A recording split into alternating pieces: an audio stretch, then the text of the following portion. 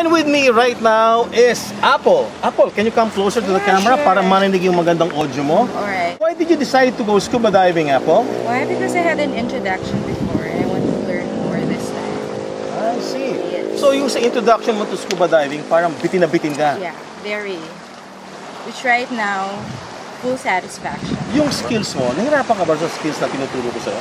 Noong umpisa, but later on, I just followed it and then I get it. Bakit ka nahirapan? Kasi hindi mo naman sinabi sa akin meron ka palang sipon. Alam mo, pag may sipon ka, number one is mahirap mag-equalize. Do you feel much better now? Very much.